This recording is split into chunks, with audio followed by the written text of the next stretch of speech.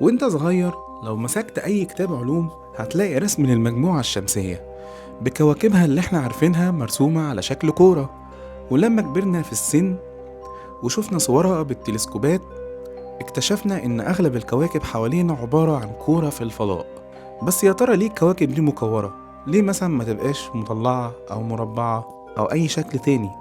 اعزائي المشاهدين، اهلا وسهلا بيكم في حلقة جديدة من كريبتون. في البداية لازم تعرف يعني ايه كوكب. الكوكب هو جرم سماوي بيسبح في الفضاء، واغلب الكواكب بتدور حوالين نجم او نجمين او حتى بقايا نجوم.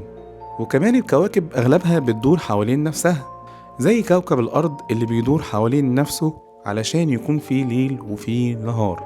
والحضارات القديمة كانت متأثرة بموضوع الكواكب ده تأثر كبير جدا، وأحيانا كانوا بيقدسوها وبيعتبروها رسل إلهية. ولحد وقتنا هذا في علم زي علم التنجيم، واللي بيقول إن حياة البشر بتتغير بناء على حركة الكواكب نفسها. وطبعا علميا ونظريا ودينيا الكلام ده غلط وغير صحيح. كان عالم الفلك والرياضي كلوديوس بطليموس كانت ليه نظرية بخصوص الكواكب، لكن كانت غريبة شويتين، لكن ممكن نعذره علشان ضعف الإمكانيات في وقته.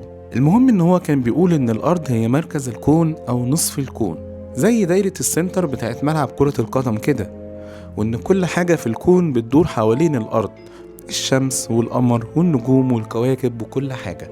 لحد ما جه القرن ال17 وتمكن العالم الإيطالي جاليليو جاليلي من تصميم تلسكوب خاص بيه، واللي مكنه من رصد كواكب من المجموعة الشمسية. والكواكب في الكون حوالينا ليها أشكال وأنواع.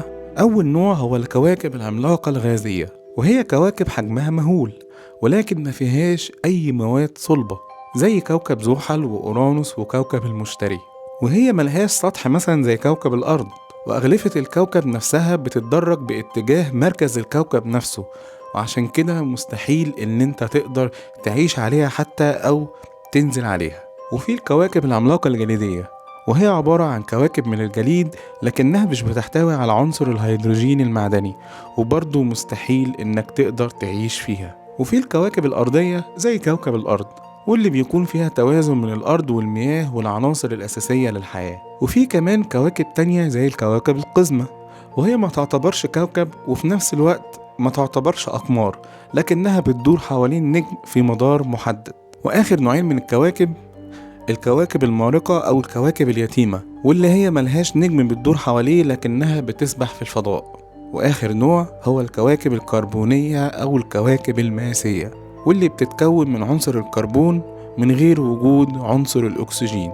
ودلوقتي نيجي لسؤال حلقتنا: ليه الكواكب مدورة وملهاش شكل تاني غير الكورة؟ الكواكب لما بتتكون عموما بتتكون من المواد الموجودة في الفضاء، سواء كانت غازات أو غبار كوني أو صخور أو بقايا نجوم أو أيا كان. وعشان أسهل عليك الموضوع، حط قدام عينيك دلوقتي دراجة رياضية. العجلة تصميمها قايم على إنها عبارة عن شوية عواميد حديد رفيعة متناسقة مع بعض على شكل دايرة، وسبب وجود الحديد ده عشان يثبت شكل العجلة نفسها ويخليها متماسكة وتقدر تشيل أوزان تقيلة. وده نفس فكرة الكواكب حوالينا. أي كوكب عشان يتجمع بيبدأ إن هو يتجمع من نقطة معينة، والنقطة دي اللي هي لب الكوكب أو منتصف الكوكب. والنقطة دي عشان تبدأ تكون الكوكب بالشكل المتعارف عليه بتبدأ تجذب كل حاجة ليها حرفيا، وكمان بشكل متوازي، الصخور والغبار والغازات بشكل أشبه ببلاعة البانيو. لما تيجي تفضيها بتلاقي كل حاجة بتتجمع في نقطة واحدة على شكل دواير. يعني باختصار الجاذبية هي بطل قصة كروية الكواكب كلها. بس هل يا ترى الكواكب كور في الفضاء بالظبط؟ بالطبع لأ. طب إزاي؟ في بعض الحالات بتكون الكمية اللي متكون منها الكوكب صغيرة، فبالتالي الجاذبية نفسها هتكون ضعيفة، وبالتالي الشكل الكروي مش هيتحقق بنسبة 100%. وده موجود في الكويكبات اللي موجودة في المجموعة الشمسية، وموجودة كمان في أماكن تانية كتير في الكون. كمان وقت ما الجاذبية جوه الكوكب بتشد كل حاجة ليها، بيكون في شوية حاجات على السطح بتاع الكوكب بتدور أسرع من مركز الجاذبية نفسه. وحاجة زي كده بتحصل على كوكب زي كوكب المشتري. لب الكوكب بيشد أجزاء من سطحه للداخل، لكن السطح بيدور أسرع من مركز الجاذبية، وده اللي بيخلي منتصف الكوكب منتفخ حبتين وتحس كده كأنه واكل كروم. آخر حاجة قبل ما أختم الحلقة، في أجرام ممكن تنشأ من الكوكب نفسه نتيجة اصطدام نيازك أو كويكبات بالكوكب نفسه، وبسبب جاذبية الكوكب بيشد الجزء المنفصل عنه ده ليه، وبيكون قمر تابع للكوكب. في النهاية عاوز أقولك إن الكون مش بيخلص، وبيتمدد وهيفضل يوسع ويوسع للأبد. وأجمل شيء في العلوم إن كل يوم في جديد.